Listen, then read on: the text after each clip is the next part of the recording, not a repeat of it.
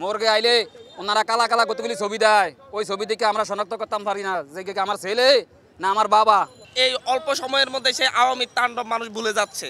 সে আওয়ামী তাণ্ডবকে বিভিন্ন রাজনৈতিক গোষ্ঠী তাদের রাজনীতিতে ব্যবহারের জন্য আওয়ামী লীগকে আবার পুনর্বাসনের চেষ্টা করছে। আমি একজন শহীদের বাবা।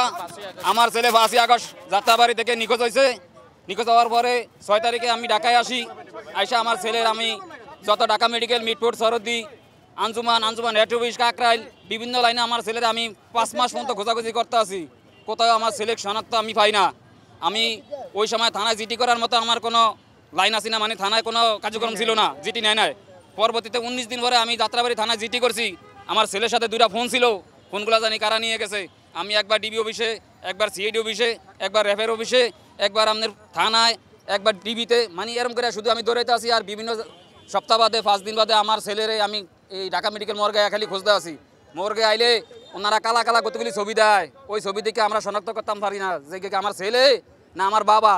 কিন্তু এইটা একেবারে বুঝাইতাম না, মানে এমন কতগুলো ছবি মানে চিনাই যায় না।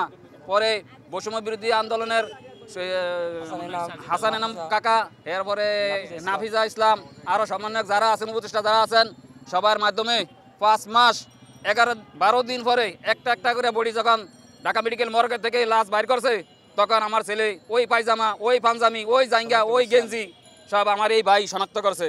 শনাক্ত করার বরকান দিয়া ওনারা দিতে চায় না। পরে আপনারা ডিএনএ দেওয়া লাগবো। ডিএনএ দেওয়ার পরে 1 মাস 1 দিন পরে ম্যাচিং হয়েছে। আমার ছেলেরে যারা এই বাজে হত্যা করে আমার আছে তাদের বিচার চাই এবং তাদের ফাঁসি চাই। একজন একজন করে ধরে আইনের আওতায় আইন না। আমার ছেলেরে যে বাজে নির্মাণ করে হত্যা করছে ওইদেরকে এই বাজে নির্মমভাবে হত্যা করতে হবে, এই আমার প্রত্যাশা। এবং রাষ্ট্রীয়ভাবে আমার ছেলেরে যেন মর্যাদা দেওয়া হয় এবং শহীদ পরিবার হিসেবে আমাদেরকে যেন দেখা হয়, শহীদ মর্যাদা দেওয়া হয়। এই শহীদের বাবারা তাদেরকে রাজনীতি করতে দিবে না, শহীদের সন্তানরা রাজনীতি করতে দিবে না। এই শহীদ পরিবার সবার আগে প্রতিরোধ গড়ে তুলবে যদি আওয়ামী লীগকে বাংলাদেশের রাজনীতিতে আবার পুনর্বাসনের চেষ্টা করা হয়।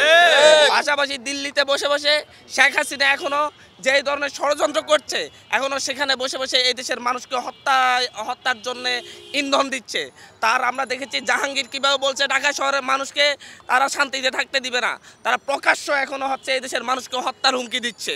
তাদেরকে যে বিশ্বের যে জায়গায় আছে শেখ হাসিনা সহ প্রত্যেককে দেশে ফিরিয়ে এনে অবশ্যই বিচারের মুখোমুখি করতে হবে এবং তাদেরকে এই খুনিদেরকে উপযুক্ত শাস্তির মুখোমুখি করতে হবে। এটা হচ্ছে শহীদ পরিবার পাশে দাঁড়িয়ে আমরা ওনাদেরকে কথা দিচ্ছি, আমরা আওয়ামী লীগ নিষিদ্ধ হওয়া এবং হচ্ছে খুনিদের বিচারের আগ পর্যন্ত আমরা রাজপথ ছাড়বো না। আমরা আমাদের জায়গা থেকে আমরা আমাদের লড়াই চালিয়ে যাবো ইনশাল্লাহ।